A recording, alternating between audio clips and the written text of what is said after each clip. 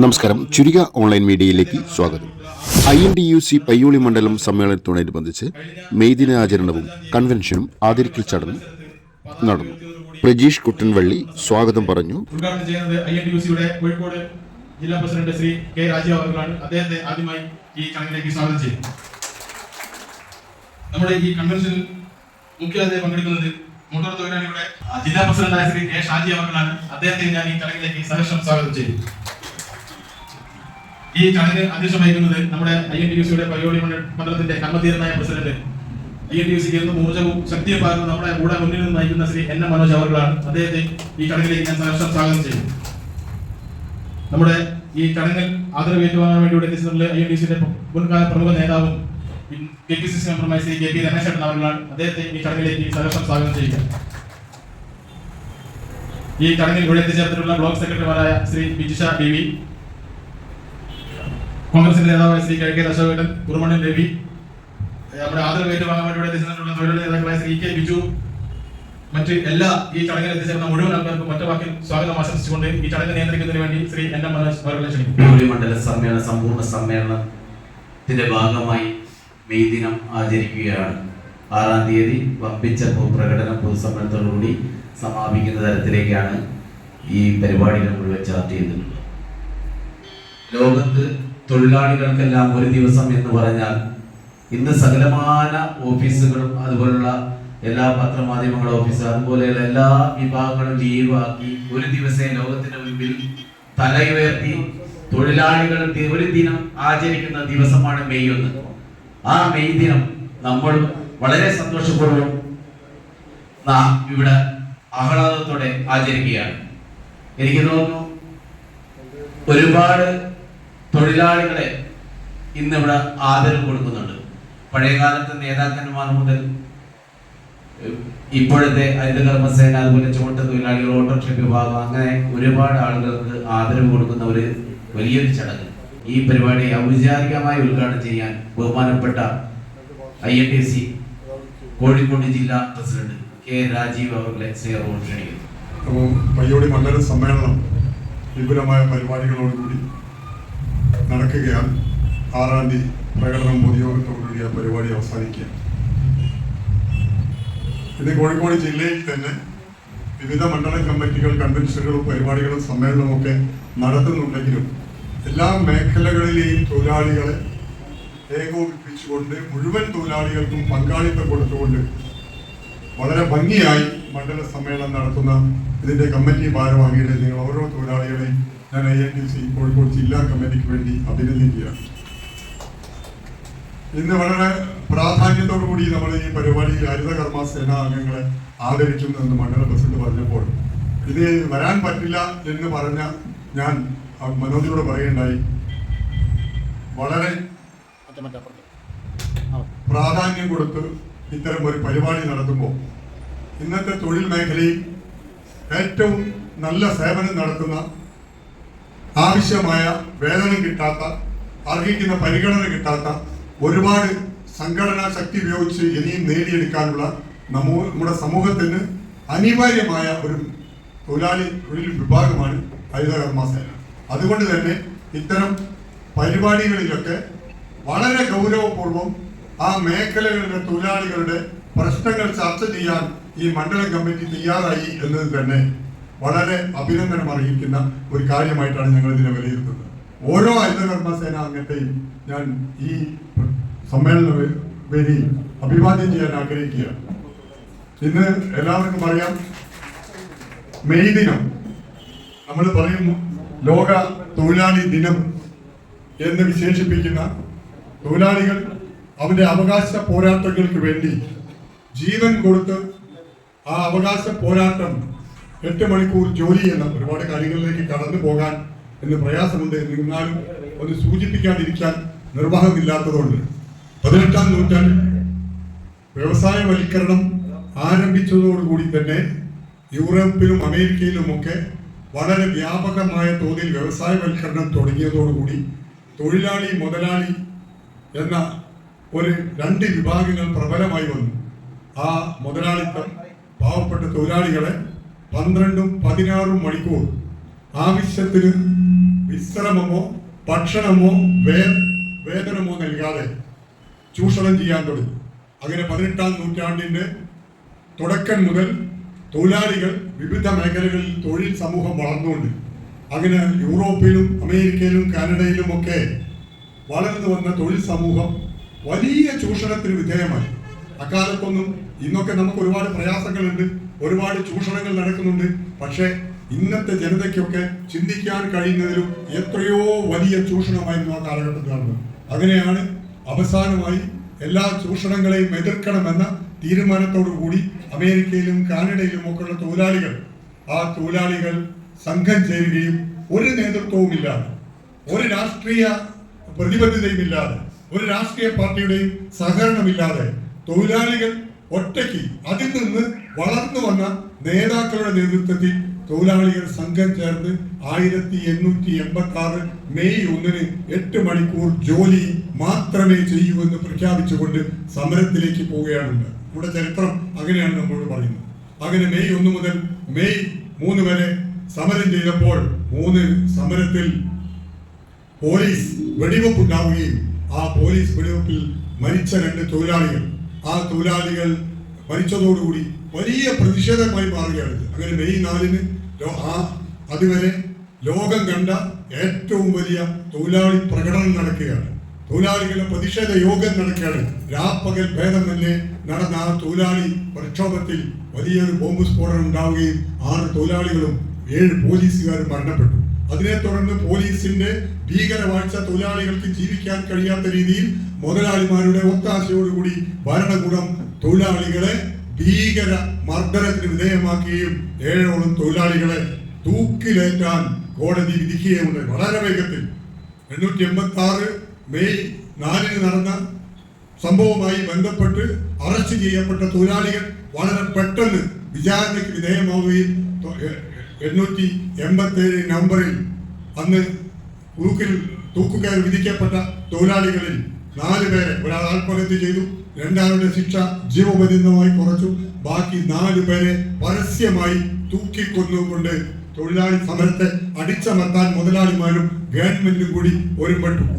ഇതിന്റെ സ്മരണയ്ക്ക്, ആ വലിയ വിപ്ലവകരമായ തൊഴിലാളികൾക്ക് വേണ്ടി തൊഴിലാളികൾ ജീവത്യാഗം ചെയ്തതിന്റെ സ്മരണ ദിനമായ സമരം തുടങ്ങിയ മെയ് 1 ഐക്യരാഷ്ട്രസഭ ലോക തൊഴിലാളി ദിനമായി അംഗീകരിച്ചു. അങ്ങനെ ആദ്യമായി 33 വർഷത്തെ ഒരുപാട് പ്രയത്നങ്ങൾക്കും തൊഴിലാളി സമരങ്ങൾക്കും ശേഷം 1919 ഇന്ത്യൻ നാഷണൽ ലേബർ ഓർഗനൈസേഷൻ ILOയുടെ തീരുമാനം ലോകം മുഴുവൻ നടപ്പാക്കാൻ നിർബന്ധിതമായി. അങ്ങനെയാണ് 8 മണിക്കൂർ ജോലി, 8 മണിക്കൂർ വിശ്രമം, 8 മണിക്കൂർ വിനോദം എന്ന ആ വലിയ നേട്ടം തൊഴിലാളിക്ക് നേടാൻ കഴിയും. ആ നേട്ടം വലിയ നേട്ടമായി നമ്മൾ ആഘോഷിക്കുമ്പോഴും ഇന്നത്തെ സ്ഥിതി എന്താണ്? ഇന്ന് ഈ ഇന്ത്യ രാജ്യത്തും കേരളത്തിലും തൊഴിലാളിക്ക് വിശ്രമമില്ല, ആവശ്യത്തിന് വേതനമില്ല, മിനിമം വേതനം പോലും. ഈ മിനിമം വേതനം നമ്മൾ കേൾക്കുന്നത്, മിനിമം വേതനം എന്ന് പറഞ്ഞാൽ ഒരു തൊഴിലാളിക്ക് ജീവിക്കാൻ ആവശ്യമുള്ള ഏറ്റവും ചുരുങ്ങിയ പൈസ, നിയമം മൂലം കൊടുക്കണം എന്ന് പറഞ്ഞ പൈസ, മിനിമം വേതനം കൊടുക്കുന്നുണ്ട് എന്ന് പലരും പറയുമ്പോൾ വലിയൊരു കാര്യം ചെയ്ത മാതിരിയാണ്.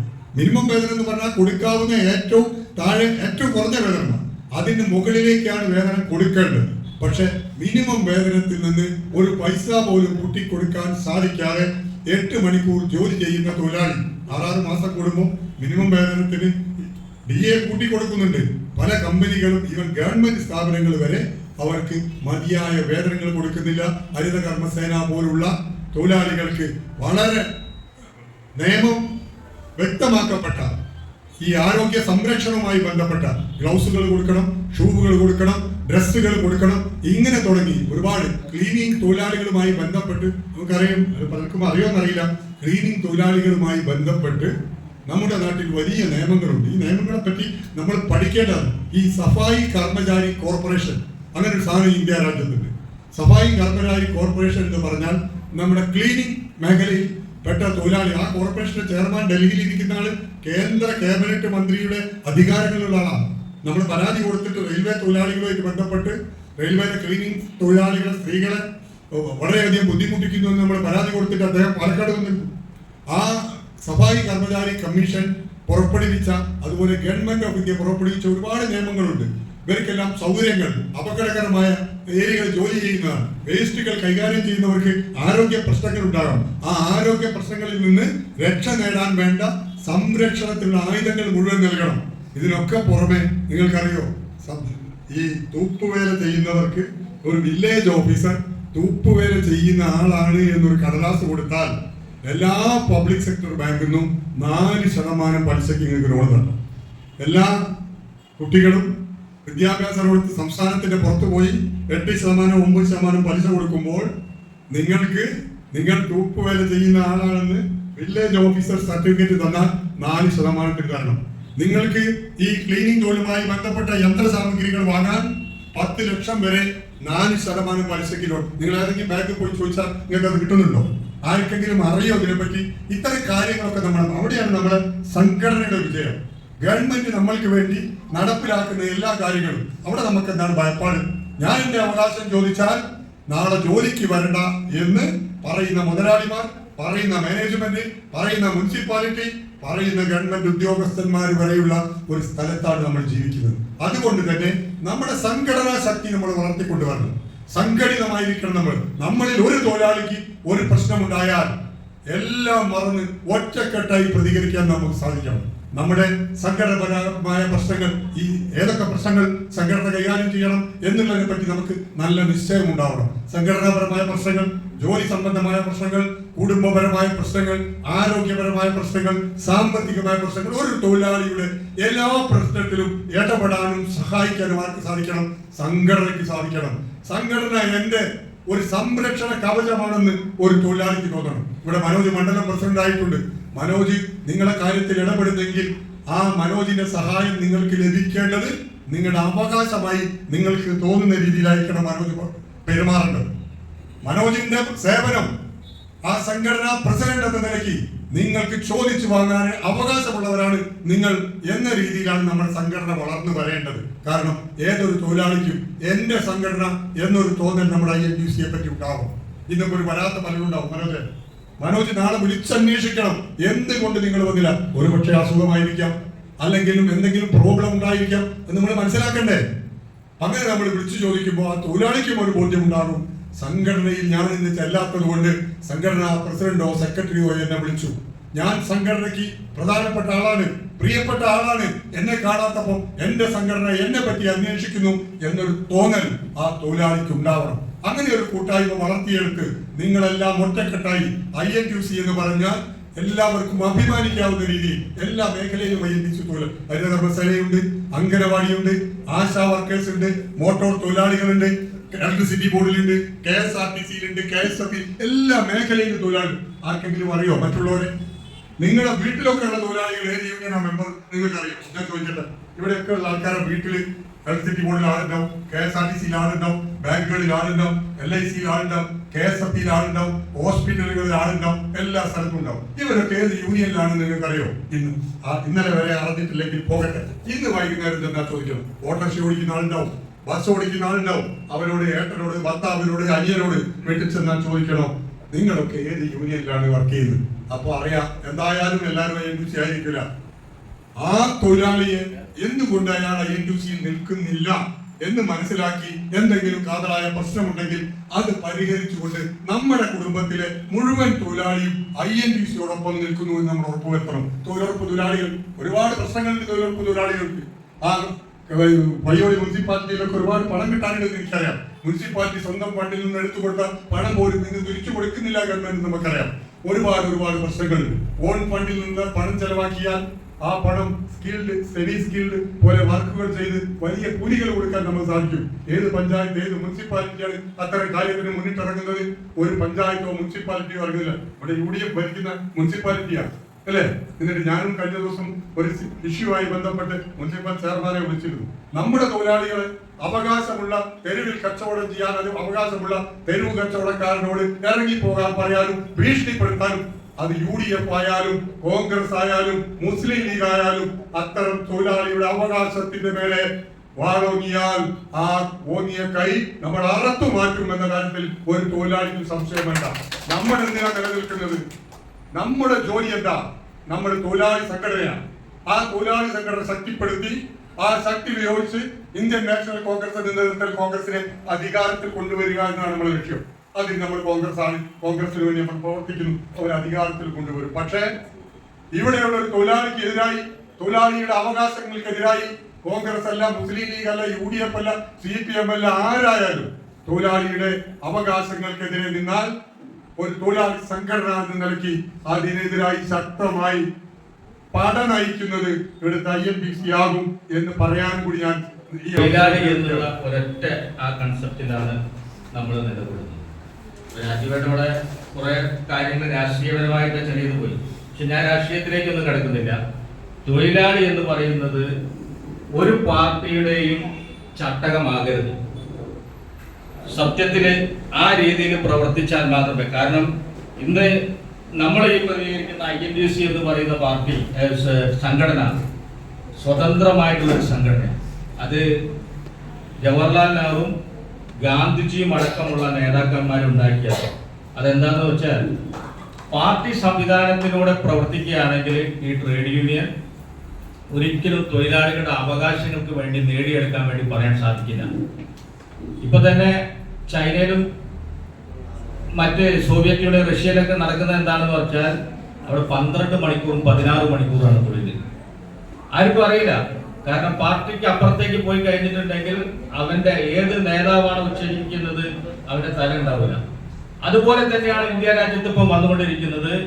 ഇപ്പോ 12 മണിക്കൂറാണ് തൊഴിൽ. നിങ്ങൾക്കറിയാം, പുതിയ ന്യൂ ജനറേഷന്റെ പുതിയ വർക്കുകളൊക്കെ എന്താണ്, പീഡനമാണ് നടക്കുന്നത്. IT മേഖല, നിങ്ങളെ മക്കളെയൊക്കെ പഠിപ്പിച്ച് IT മേഖലയിലേക്ക് പോകുന്ന സമയത്ത് രാവിലെ മുതൽ രാത്രി വരെ ജോലി ചെയ്തുകൊണ്ടിരിക്കുക. 8 മണിക്കൂർ എന്നുള്ളത് ഇല്ല. ആ ഒരു അവസ്ഥയിലാണ് ഇപ്പൊ ഞാനും നിങ്ങൾ നിൽക്കുന്നത്.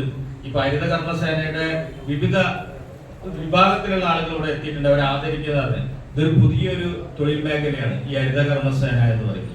ഇപ്പൊ മുനിസിപ്പാലിറ്റിയിലുള്ള കണ്ടിജന്റ് ജീവനക്കാർക്ക് അപ്പുറത്തേക്ക് ആയിട്ട് കുടുംബശ്രീ അതുപോലെ തന്നെ വന്നിട്ടുള്ള ഒരു വിഭാഗമാണ് ഹരിത കർമ്മസേന.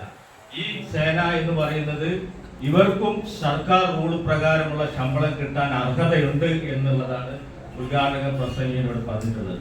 അതിനു വേണ്ടിയിട്ടുള്ള പോരാട്ടം എല്ലാ ട്രേഡ് യൂണിയനും ഒരുമിച്ച് നിന്നിട്ട് ഇവിടെ പ്രവർത്തിക്കണം. അതിന് INTUC എന്ന് പറയുന്ന ഇന്ത്യയിലെ ഏറ്റവും വലിയ സംഘടന, കേരളത്തിലെ അല്ല ഇന്ത്യയിലെ ഏറ്റവും വലിയ സംഘടന അതിനു വേണ്ടി പോരാടും എന്ന് ഉറച്ച വിശ്വാസത്തോടു കൂടി ഈ സമ്മേളനത്തിൽ ഞാൻ 2 വാക്കും കൂടി പറയാണ്. കോഴിക്കോട് ജില്ലയിലെ ഏറ്റവും നന്നായിട്ട് പ്രവർത്തിക്കുന്ന ഒരു മണ്ഡലം പ്രസിഡന്റാണ് മനോജ്. ആ മനോജിന് ഞാനൊരു ചെറിയൊരു ഗിഫ്റ്റ് കൊണ്ടുവന്നിട്ടുണ്ട്. കാരണം അത് നമ്മളൊരു പരിപാടിയുടെ ഭാഗമായിട്ടുള്ളതാണ്. ഇദ്ദേഹത്തെ ശരിക്കും ഈ നിയോജക മണ്ഡലത്തിന്റെ പ്രസിഡന്റ് ആക്കാൻ യോഗ്യനാണ് എന്നുള്ളത് ഞാൻ ഈ യോഗത്തിൽ പറയുന്നു. ഇത്രയും വൃത്തിയായിട്ടും അച്ചടക്കത്തോടു കൂടിയിട്ടുള്ള ഓരോ പരിപാടികളും അദ്ദേഹം ചാർട്ട് ചെയ്ത് ഞാനിങ്ങനെ വാട്സപ്പിലൂടെ കാണുകയാണ്.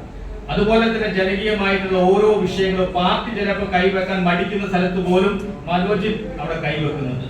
അതിന് വേണ്ട കൂട്ടായ്മകൾ ഈ നാട്ടിലുള്ള ജനങ്ങൾ മനോജിന് പിന്തുണ നൽകുന്നു എന്നുള്ളതാണ് ഏറ്റവും വലിയത്. അതുകൊണ്ട് മനോജിനെ ഞാൻ INTUCയുടെ ഒരു ക്യാപ്പ് ധരിക്കുകയും അതുപോലെ തന്നെ ഞാനൊരു സ്വർണം കൊടുക്കാൻ സാധിക്കില്ല, അപ്പൊ ഒരു കൊടുത്തൊരു മെഡൽ കൂടി കൊടുത്തിട്ട് ഞാൻ എന്റെ വാക്കുകളോട് ഓഫീസും ചെയ്തു.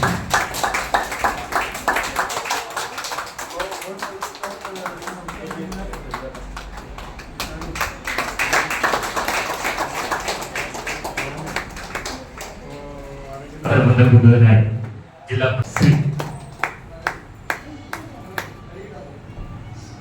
പയ്യോളി മോട്ടോർ തൊഴിലാളി പ്രസ്ഥാനത്തിന് വേണ്ടി ഏറെക്കാലമായി പ്രവർത്തിച്ചുകൊണ്ട്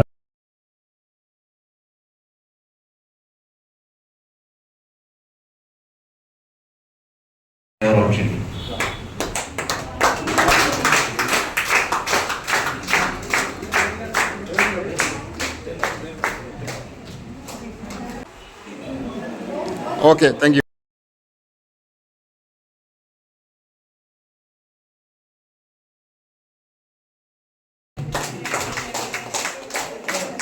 INTUCയുടെ ജില്ലാ general secretary Shri K. Shaji അവർ ക്ഷണിക്കുകയാണ്. ഷീജ, വസന്ത,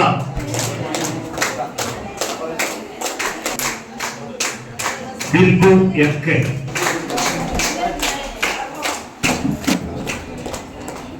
ഓക്കെ. വിജയലക്ഷ്മി, ജാനു,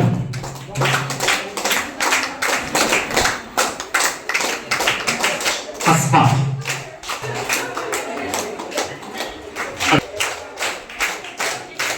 രാധാപ്രിയ,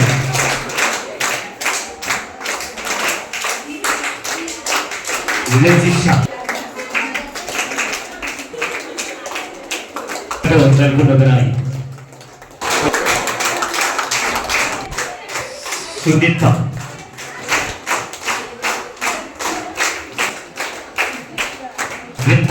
പയ്യോളി മണ്ഡലം കോൺഗ്രസ് ജനറൽ സെക്രട്ടറി ഷിബ, ഉഷീബ,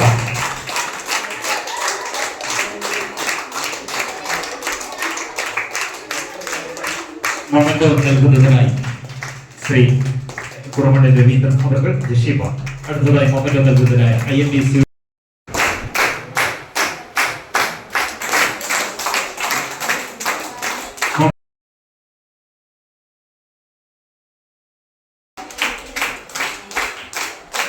അതിന്റെ മുഴുവൻ അളവൊന്നും കിട്ടില്ല.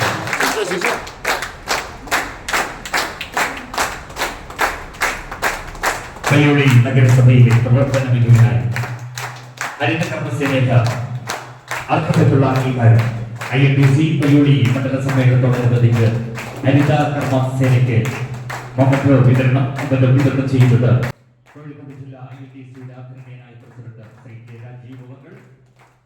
അതേപോലെ തന്നെ ഈ ചടങ്ങിലെ വിശിഷ്ട വ്യക്തികളും ഹരിത കർമ്മസേന അംഗങ്ങളും.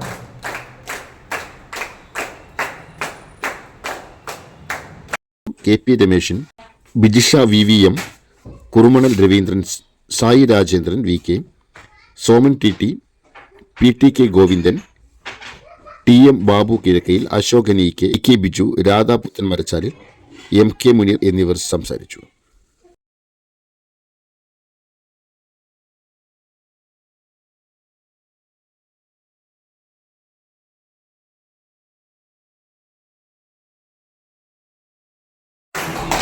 ഫോട്ടോ